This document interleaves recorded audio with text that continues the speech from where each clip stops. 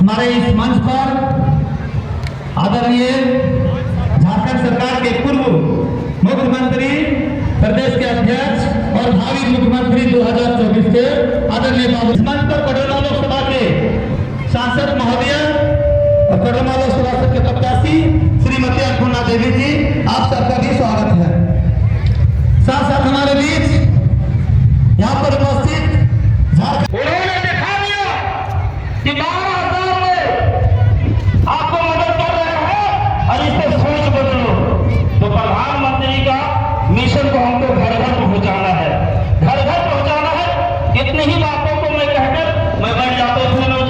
आप सभी जानते हैं कि ये लोकसभा का चुनाव है और लोकसभा चुनाव के साथ साथ गांधी विधानसभा का भी उपचुनाव है।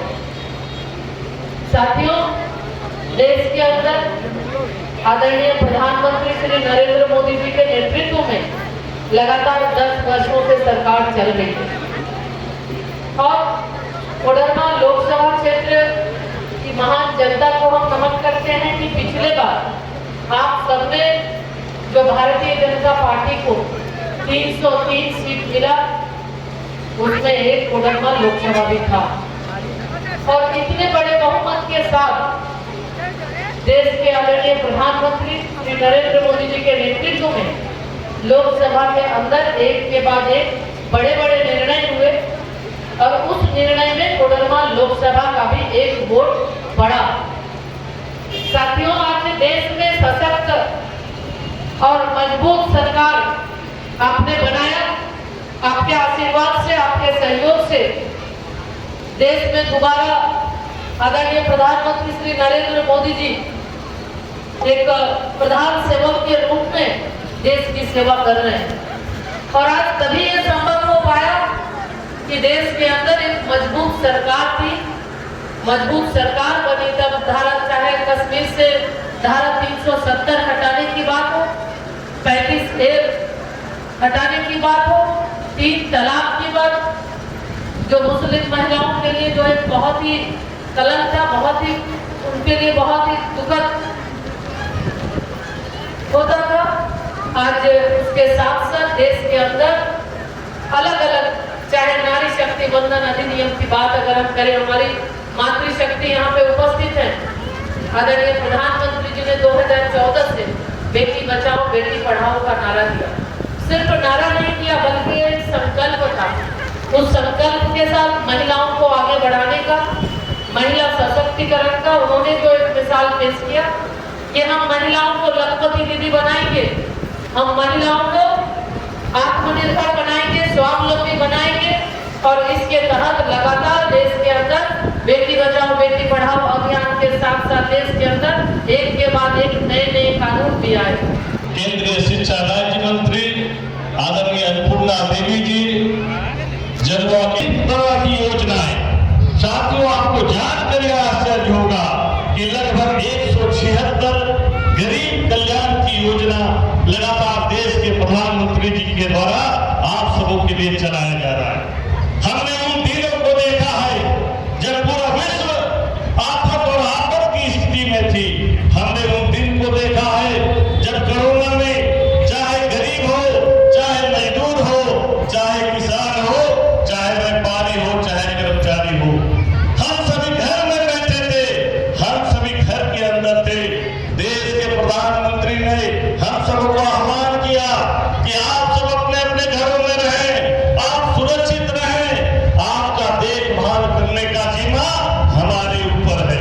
हमने देखा है एक समय ऐसा भी था जब आम दिनों में लोग भूख से मरते थे, लेकिन कोरोना जैसे समय में भी हमारे देश का एक भी मजदूर, एक भी किसान, एक भी परिवार ऐसा नहीं मिला जो भूख से मरा।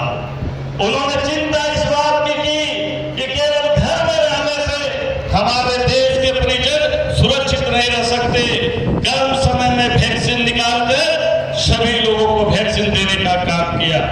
कहना यह है, जो एक देश के प्रधानमंत्री नरेंद्र मोदी जी आप सबों की इतनी चिंता करते हैं, तो निश्चित रूप से हम सबों को उनका आभार प्रकट करने के लिए तीसरी बार और इस बार जैसा कि आप जान रहे हैं, आप आपके विधानसभा में 2 ईवीएम मशीनें रहेगी और पहला ईवीएम राष्ट्रहित देश हित के लिए पहला जो आप बटन दबाएंगे वो कमल फूल पर दबाएंगे तो देश के यशस्वी प्रधानमंत्री जी को हम तीसरी बार मजबूती के साथ पुनः प्रधानमंत्री बनाएंगे।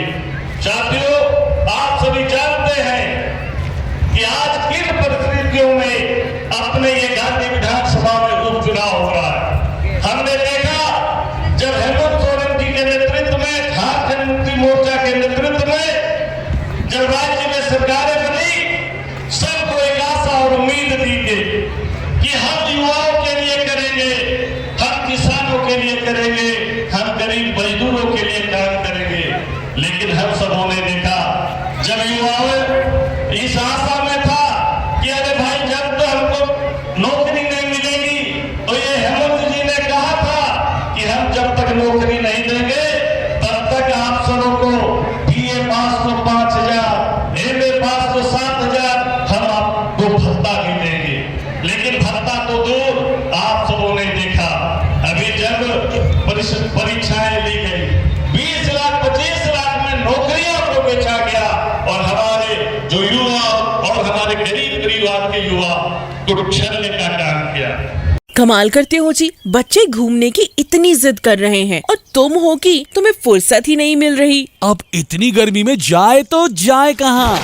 इस गर्मी में मस्ती और फन का आ गया है परफेक्ट डेस्टिनेशन वाइल्ड वादी, जहाँ है water park, bird park, flower park, trampoline park, amusement park, 250 feet लंबा, जिप लाइन और क्रिकेट स्टिमुलेशन का खूबसूरत नजारा। वाइल्ड वादी, 10 माइल चौक, रांची। वाइल्ड वादी यानी अनलिमिटेड फन और अनलिमिटेड मस्ती।